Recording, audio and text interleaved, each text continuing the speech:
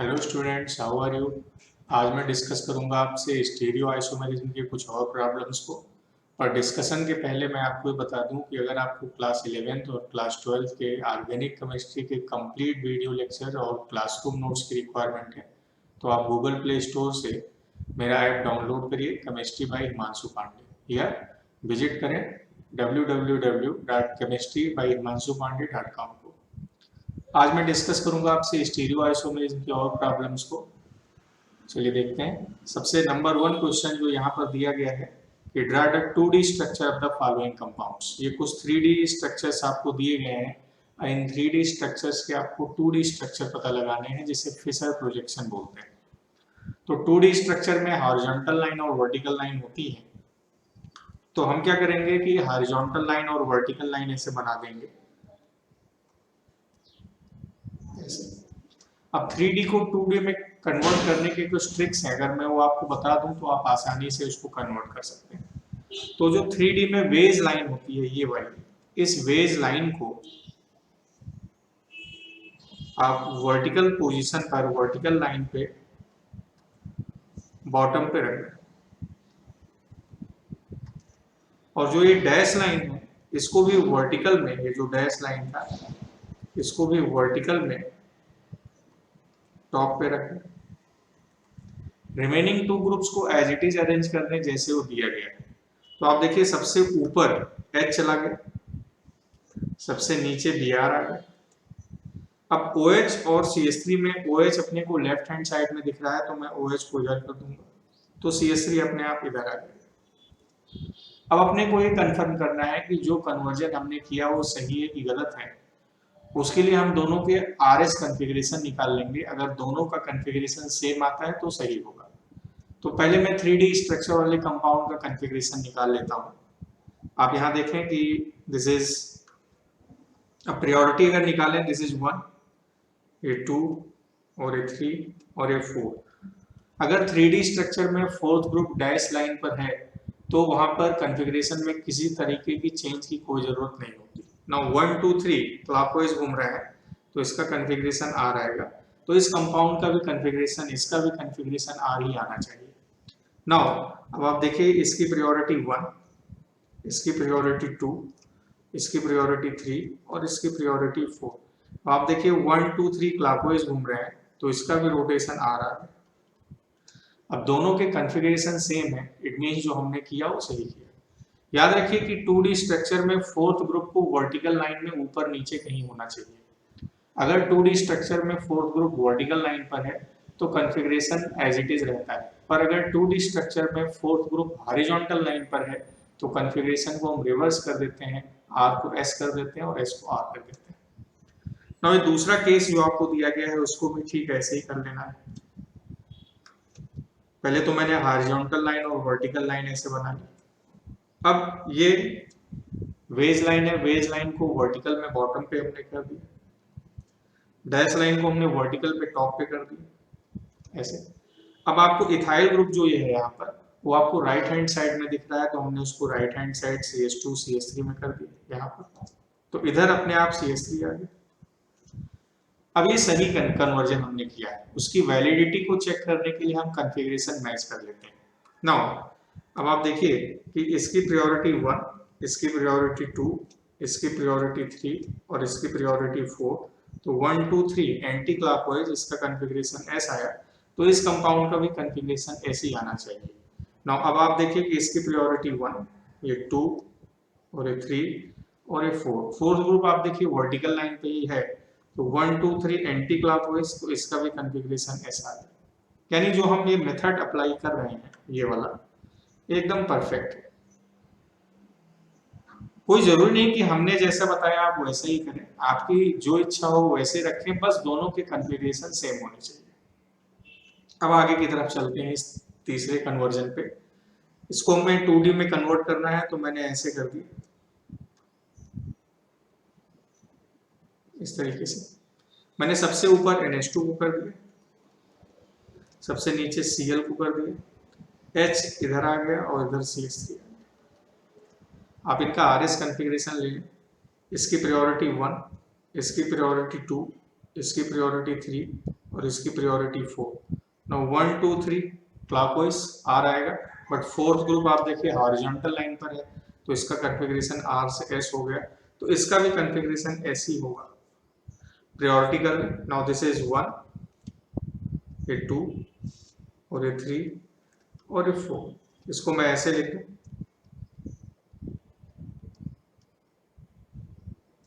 ये 2 है, ये 1 है, ये 4 है और ये 3। अगर 3D स्ट्रक्चर में फोर्थ ग्रुप डैश लाइन पर नहीं है तो हम फोर्थ ग्रुप को डैश पोजीशन से एक्सचेंज कर देते हैं। यानी यहाँ पर अब आप स्विच करें 2 एंड 4, तो हमने 2 एंड 4 को स्विच किया, तो यहाँ पर 4 आ गया, यहाँ 2 आ गया, यहाँ 1 आ गया और यहाँ 3 आ गया। ऐसे हो। अब आप देखिए 1 2 3 क्लॉकवाइज घूम रहे हैं, आर आ गया। आर तब आया जब हमने स्विच किया, आफ्टर स्विच, यानी बिफोर स्विच इसका कॉन्फ़िगरेशन एस था।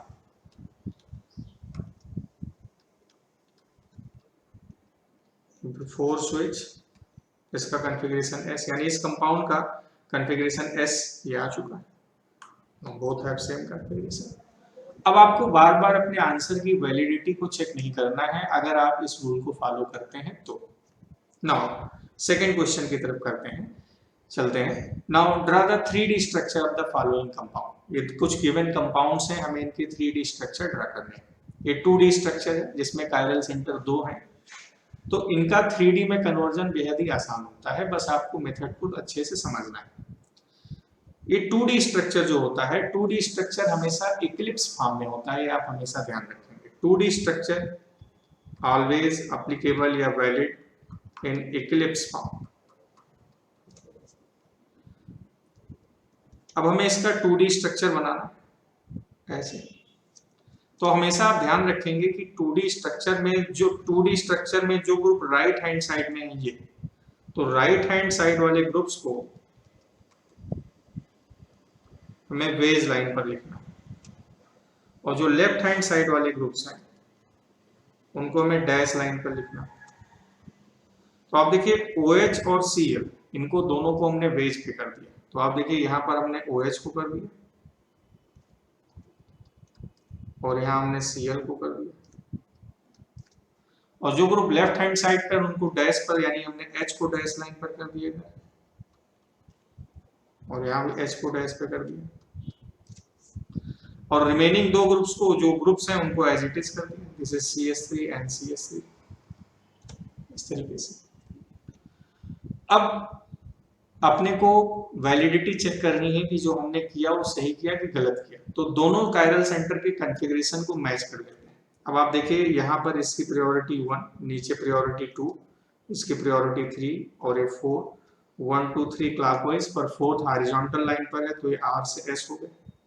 और उसी तरीके से अगर इसकी करें, दिस इज 1, ऊपर 2, ये 3 और ये 4, तो 1 2 3 S से R हो जाएगा। अब आप देखिए, अब OH वाले का कॉन्फ़िगरेशन, दिस इज 1, ये 2 3 और ये 4, तो 1 2 3 S आ गया एंटी क्लॉकवाइज, क्योंकि फोर्थ ग्रुप डैश लाइन पर है तो हमें उसके कॉन्फ़िगरेशन में अब कोई चेंज करना नहीं।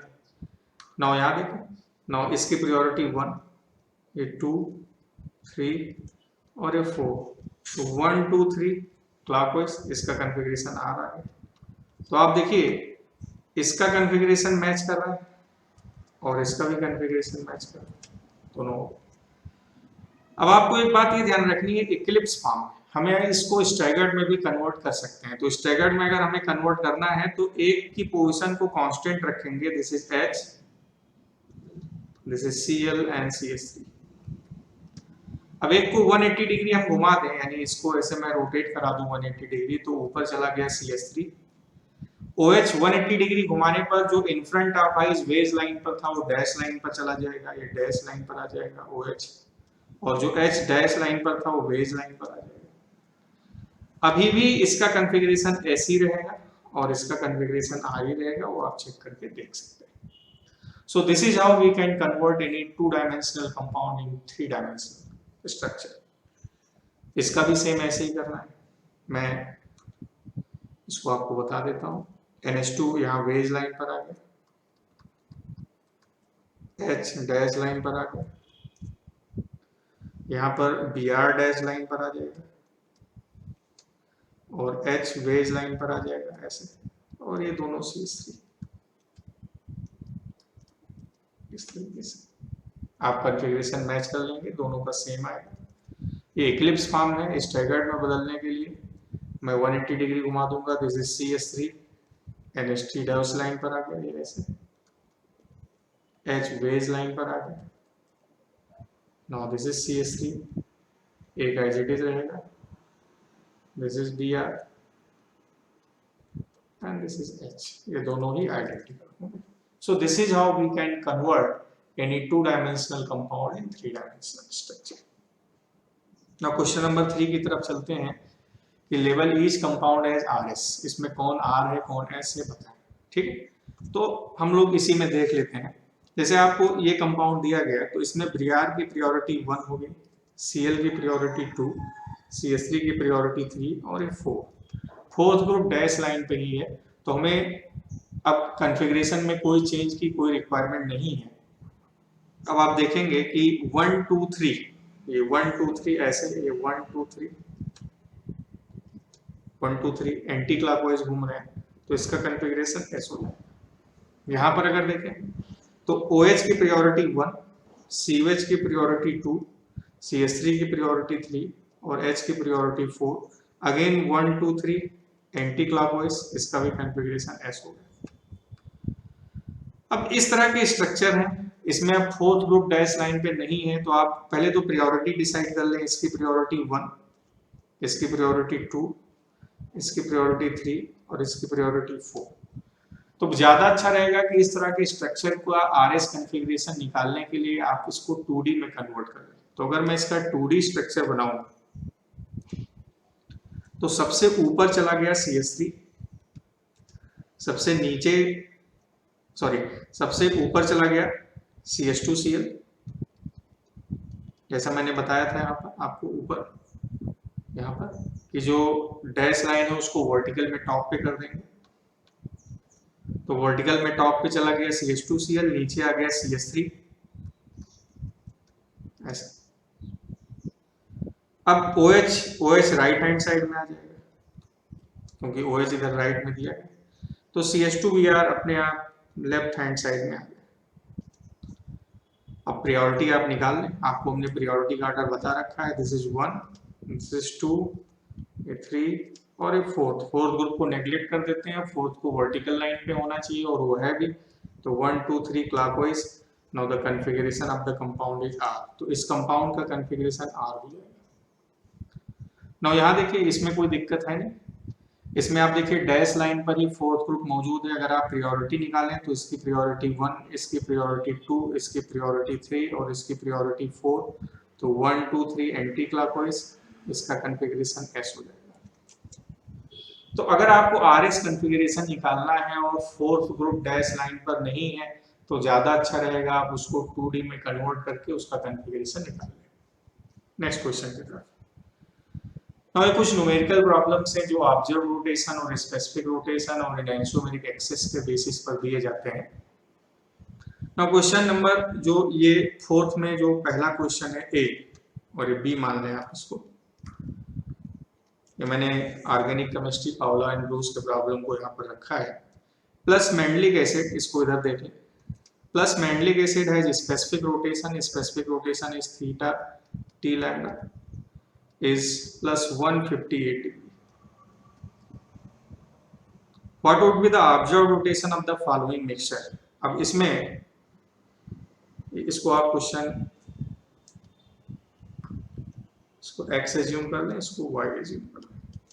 तो x में जो A है, अब आपको हमने फार्मूला बताया है कि जो ऑप्टिकल प्योरिटी होती है this is equal to theta observe upon theta specific theta T lambda into 100। तो इसमें जो क्वेश्चन नंबर A है 25% माइनस एंड 75% प्लस, तो 25% माइनस प्लस 75% प्लस, इन दोनों को जब मिक्स किया गया तो 50% प्लस बन गया। 25% माइनस ने 25% प्लस को न्यूट्रलाइज कर दिया, तो ऑप्टिकल प्योरिटी 50% प्लस का ही बचा। तो ऑप्टिकल प्योरिटी अब आप देखिए यहाँ 50% हो गई। थीटा ऑब्जर्व आपको निकालना है, थीटा स्पेसिफिक अपने को दिया गया है प्लस 158 डिग्री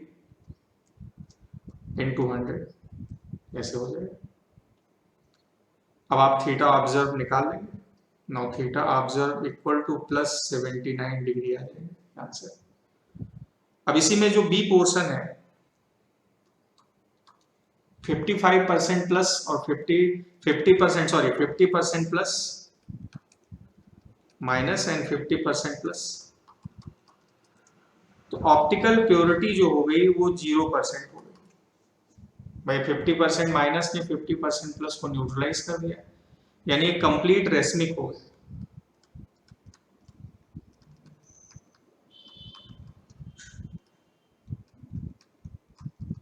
और कंप्लीट रेसमिक मिक्सचर का थीटा ऑब्जर्व 0 ही हो जाएगा, 0 डिग्री। अब उसको आप कर भी सकते हैं। अब इसका जो ऑप्टिकल प्योरिटी है वो 0 हो गई, 0%, तो 0 equal to theta observe upon theta specific 158 into 100, 0 आ जाएगा। अब इसी के अगर सी ऑप्शन को हम लोग देखें यहाँ पर 75% माइनस एंड 25% प्लस, यानी जो ऑप्टिकल प्योरिटी होगी वो 50% की होगी, बट वो माइनस की होगी, माइनस अब एक्सेस में होगी।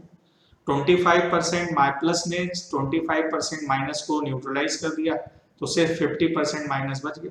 25% प्लस जो था वो 75% माइनस से रिलेट किया, तो 25 प्लस माइनस न्यूट्रल बचा 50%, 50% माइनस में बचा। अब ऑप्टिकल प्योरिटी 50% हो गई, तो optical purity is now 50, this is equal to theta observe upon 158 into 100।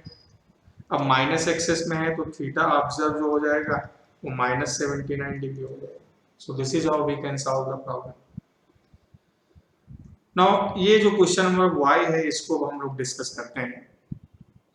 Question दिया गया है कि the specific rotation of all glyceraldehyde plus R plus glyceraldehyde is plus 87, specific rotation, and if observed rotation, specific rotation means theta lambda t, theta t lambda, this is equal to plus 8.7, और जो observed rotation है mixture का theta observed, this is equal to plus 1.4 degree. अब आपसे पूछा जा रहा है कि what percentage of glyceraldehyde is present as R enantiomer, R enantiomer कितना होगा वो आपको बताना है। तो it's very easy.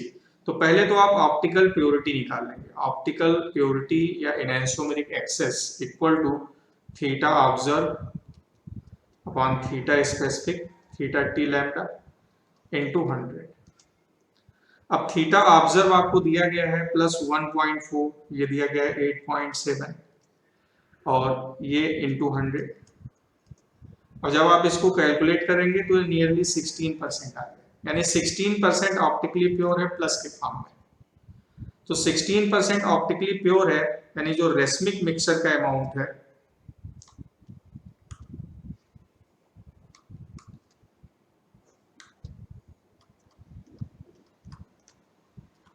Racemic mixture जो है this is equal to 100 minus 16 means 84%।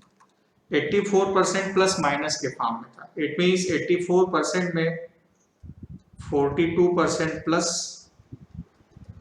और 42% माइनस रहा होगा। 42% प्लस और 42% माइनस मिलके मिक्सचर को न्यूट्रलाइज कर दिया, तो वो 84% हो गया। इट मीन्स टोटल जो प्लस रहा होगा this is equal to 42 plus 16 means 58%, और जो टोटल माइनस रहा होगा दिस इज इक्वल टू 42%। तो 42% माइनस ने 42% प्लस को न्यूट्रलाइज कर दिया, तो 16% प्लस बच गया था, वही ऑप्टिकल प्योरिटी थी। So this is how we can solve the problem. Now question number 6 की तरफ चलते हैं, क्वेश्चन नंबर 5 की तरफ। क्वेश्चन नंबर 5 ये है कि which isomer in each of the pair compound is lower in energy। पहला है cis r trans 1 2 dimethyl cyclohexane। तो आपको ना cis, ये क्वेश्चन नंबर ए जो है cis r trans 1 2 dimethyl cyclohexane, तो पहले आप ये साइक्लोहेक्सेन cis के फॉर्म में है और ये ट्रांसफॉर्म भी हम ऐसे बना दें।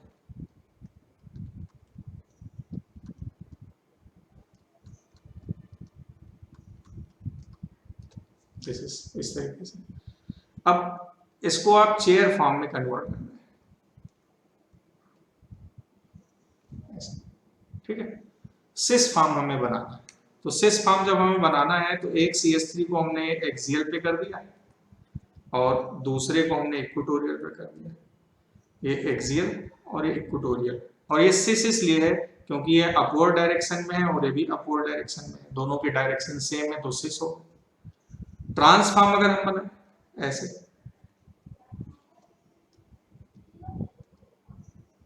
इस तरीके से, तो एक CH3 नीचे आ गया डाउन, ये इक्वेटोरियल पे, और ये अप पे आ गया, ये भी इक्वेटोरियल पे आ गया। पर ये ट्रांस इसलिए है क्योंकि आप देखिए ये डाउन है और ये अप है, तो एक डाउन है और एक अप है, मीन्स ये दोनों ट्रांसफॉर्म में मौजूद है, ठीक है। अब इसमें दोनों पोजीशन इक्वेटोरियल पोजीशन पर है। Equatorial valencies are more stabilized. So now this is more stabilized. ये एक्सियल कंपाउंड है, ये इसमें एक वैलेंसी एक्सियल पे, एक्सियल पे होने पर क्या होगा कि इस कार्बन का जो H है ये, वो इसके साथ बॉन्ड पेयर रिपल्सन शो करेगा। This is bond pair repulsion. Repulsion के कारण इसकी स्टेबिलिटी कम, less stabilize, this is more stabilize. Stability कम यानी मोर एनर्जी, और इसकी less energy. So this is how we solve such type of problem. अब इसी तरीके से आप इस कंपाउंड भी कर सकते हैं, सिस r trans 1 ethyl 3 isopropyl cyclohexane। चलिए मैं उसको फिर से, इसको भी मैं देखता हूं कंपाउंड B को। अब आप क्या करेंगे कि ऐसे पहले तो आप नॉर्मल फ्लैट स्ट्रक्चर बना लें,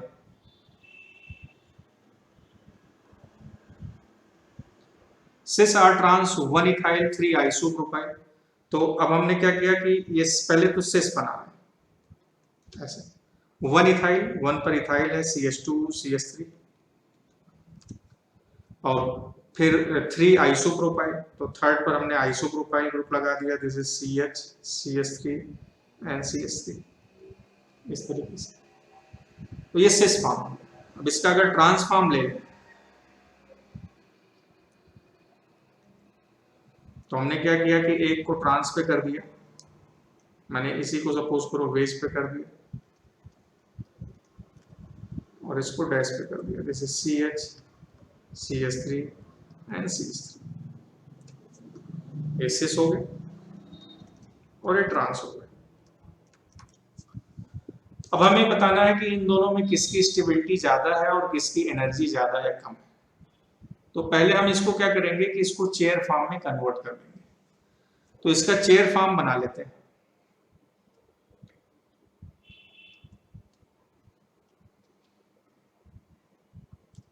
one three form, this is position number 1, position number 2 और 3, ठीक है। सिस फॉर्म बना लेते हैं। सिस फॉर्म अगर हम बनाए तो इसके इथाइल को हमने यहां कर दिया, this is CH2 CH3, equatorial पर आ गया, और इसके आइसोप्रोपाइल को भी हमने यहां कर दिया, दिस इज CH3 CH3, ये भी इक्वेटोरियल पर। अब इन दोनों के डायरेक्शन सेम है, आप जरा ध्यान से देखें, ये downward, this is down position, क्योंकि इसकी अप पोजीशन ये है, दिस इज H, ये अप, और उसी तरह इसका भी H यहां पर है, वो अप है और ये डाउन है। तो आप देखिए दोनों डाउन पोजीशन पर है, दोनों सेम डायरेक्शन पे है। Now this is sis, this one is सिस, और अगर आप इसका ट्रांसफॉर्म बनाएं,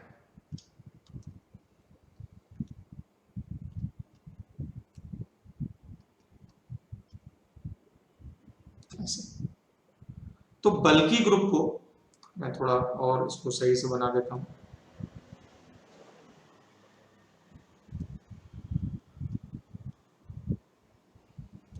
ऐसे, तो मैं क्या करता हूं कि बल्कि ग्रुप को इक्वेटोरियल पे रखता हूं आइसोप्रोपाइल को, और H एक्सियल पे आ जाएगा। ये एक्सियल, ये इक्वेटोरियल और ये डाउन पोजीशन पर है, और इसके इथाइल को अप पे कर देता हूँ, CH2 CH3, और यहाँ H आ गया। अब आप देखिए ये एक्सियल है और ये इक्वेटोरियल। अब आप यहाँ देखें कि ये अप है, this one is up and this is down, transform हो गया। अब इसमें एक एक्सियल पे है और एक इक्वेटोरियल पे है, और इसमें दोनों ही इक्वेटोरियल पोजीशन पर मौजूद है। आप देखिए इसमें both positions are on equatorial position, ये भी इक्वेटोरियल और ये भी इक्वेटोरियल। और साइक्लोहेक्सेन में जब हम चेयर फॉर्म रिंग में बनाते हैं तो जो बल्कि ग्रुप्स हैं उनको हम हमेशा इक्वेटोरियल पोजीशन पे रखना पसंद करेंगे, क्योंकि इक्वेटोरियल पोजीशन का किसी से कोई इंटरेक्शन नहीं होता, वो मोर स्टेबलाइज होता है। Now this is more stabilize, less energy, this is less stabilize, more energy. So this is how we can solve the problem कि किसकी स्टेबिलिटी ज्यादा है, किसकी स्टेबिलिटी कम है। ठीक इसी तरह से मैं अब इन दोनों को भी बता देता हूं आपको, ठीक है, कि इन दोनों में किसकी स्टेबिलिटी ज्यादा है, किसकी कम है। तो उसको मैं यहां बताता हूं। पहले मैंने क्या किया कि मैंने एक चेयर फॉर्म ऐसे बना लिया,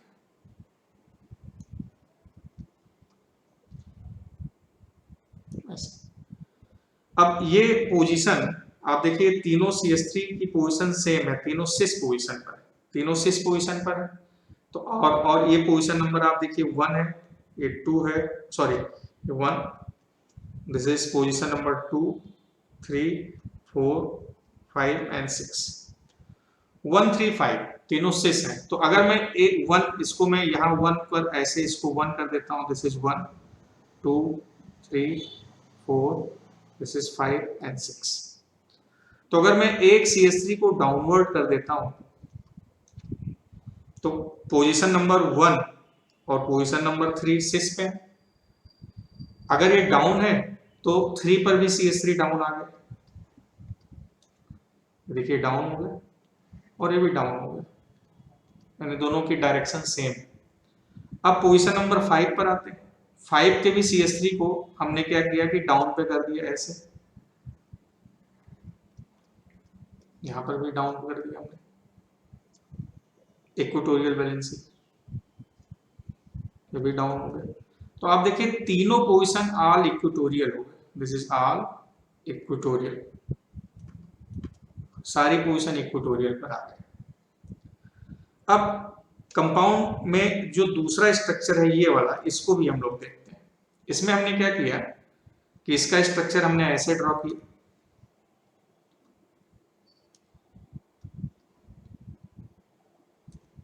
वैसे। अब यहां पर एक CH3 को हमने वेज कर दिया ऐसे, और एक को वेज नहीं, एक को हमने एक्सियल पे कर दिया, सॉरी इसको हमने एक्सियल पे कर दिया, और ये इक्वेटोरियल पर और ये इक्वेटोरियल पर, इस तरीके से। अब आप देखिए ये एक्सियल है और ये अप है, ये इक्वेटोरियल है और ये डाउन है, ट्रांस हो गए, और ये भी डाउन है, तो 3 और 5 वाले सिस हो गए। आप देखिए ये दोनों सिस थे तो ये दोनों सिस हो गए, ये दोनों सिस हैं, और इसके कंपैरिजन में ये दोनों ट्रांस थे, तो ये अप है, ये डाउन है, ट्रांस हो गया, ये अप है और ये डाउन है, ये भी ट्रांस हो गया। तो आप देखिए इसमें एक एक्सियल है और 2 इक्वेटोरियल। नाउ सारी इक्वेटोरियल पोजीशन ज्यादा स्टेबलाइज होती है, तो now this is more stabilize and this is less stabilise.